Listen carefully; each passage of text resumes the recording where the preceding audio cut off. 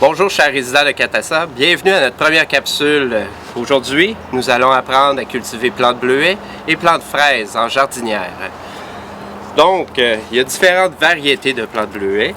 Ici, on a une variété de peach sorbet, qui est une variété productive en milieu d'été.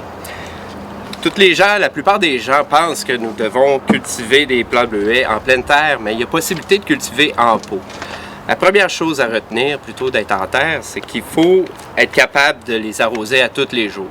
La transplantation dans un pot, on peut tout simplement utiliser ce qu'on appelle un terreau pour potager ou potager urbain qu'on appelle chez nous.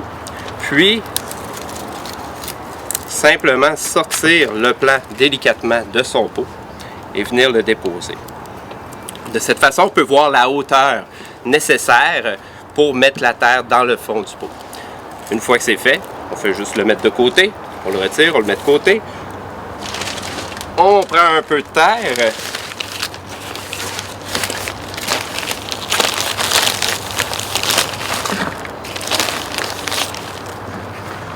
On tape légèrement la terre. Pas besoin de taper extrêmement fort. Ce truc aussi, on peut l'humidifier légèrement. Et on vient revérifier. On prend nos plants à la base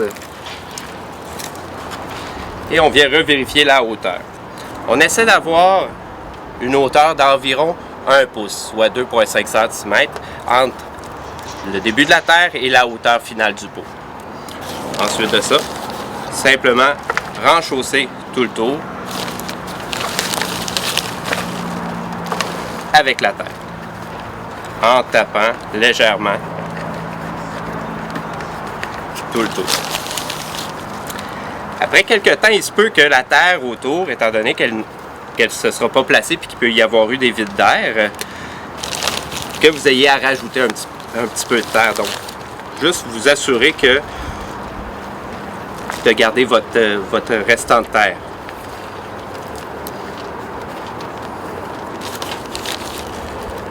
Une fois que c'est terminé, faire un bon arrosage.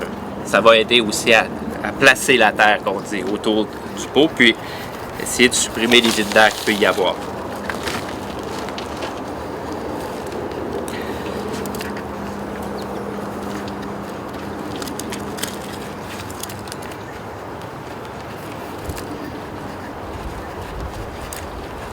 Au final, on vient taper un petit peu plus fort. On peut taper sur les côtés. Ça aide à placer la terre.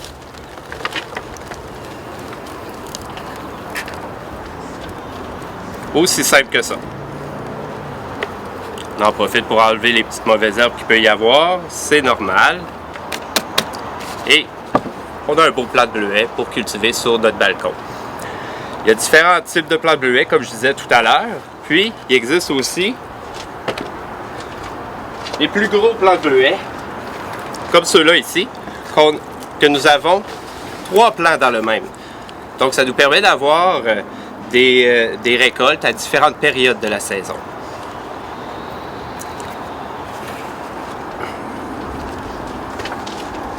Chose aussi à ne pas oublier, c'est quand on fait la transplantation d'un plant dans un pot, on ne met pas un pot trop gros pour rien. On essaie d'avoir 1 pouce, 2,5 cm tout le tour du pot pour pouvoir permettre l'enracinement, mais aussi pour éviter que le plant se perde à l'intérieur du pot. Maintenant que nous avons terminé notre rempotage de plantes bleuets, une autre suggestion, ce sera le rempotage d'un plant de fraises dans une jardinière. Donc maintenant qu'on a nos plants de fraises à disposition, on va faire le rempotage pour avoir un plant de fraises dans une jardinière.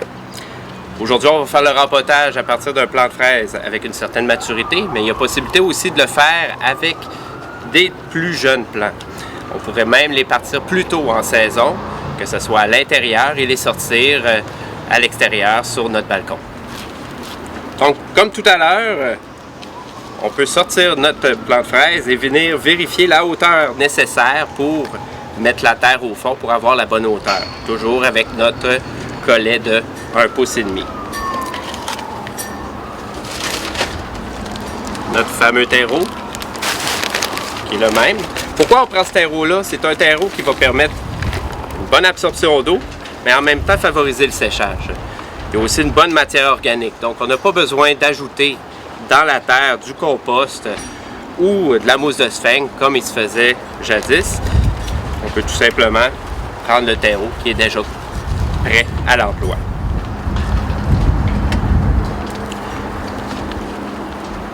Dans ce cas-ci, je mets un gros plant de fraises, mais il y aurait possibilité aussi de mettre trois plus petits plants de fraises si on les partait plus jeunes. Un produit qu'on peut utiliser aussi pour favoriser l'assimilation des nutriments, c'est-à-dire les fameuses vitamines, c'est ce qu'on appelle la mycorhize. Qu'est-ce que c'est la mycorhize? C'est un champignon comme ça ici. C'est pas un engrais. Il faut faire attention pour ne pas mélanger l'engrais et les suppléments pour permettre l'assimilation des nutriments. On en met un petit peu tout le tour. J'en ai pas parlé tantôt avec notre plante bleuet, mais ce serait très bon de le faire aussi. Mais l'équivalent d'environ une demi-tasse à une tasse, dépendant de la grosseur de la plante qu'on va transplanter. Je reviendrai tantôt. Qu'est-ce que notre fameuse mycorhize fera lorsqu'on va mettre de l'engrais?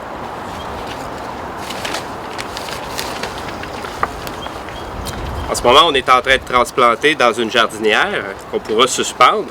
Mais on pourrait le faire aussi tout simplement sur dans un pot décoratif comme on a fait avec notre plante bleuet et tout simplement le mettre au milieu d'une table ou au sol sur notre balcon.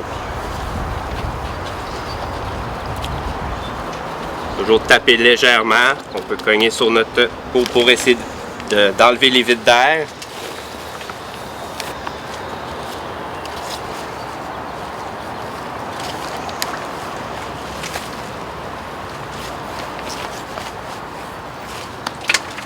Quand on touche aux plantes, là, on ne se gêne pas pour les tasser les tiges. Et on prend le plant en entier. Avec nos doigts, on vient relever le feuillage. On essaie de faire en sorte que les feuilles ne sont pas sous la terre naturellement.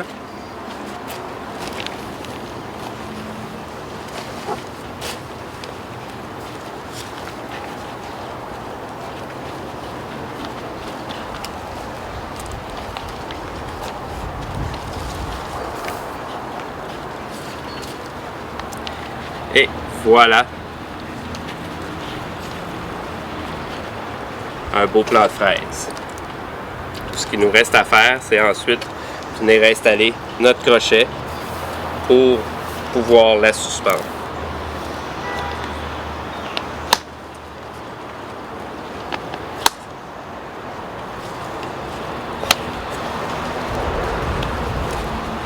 On s'assure que c'est solide.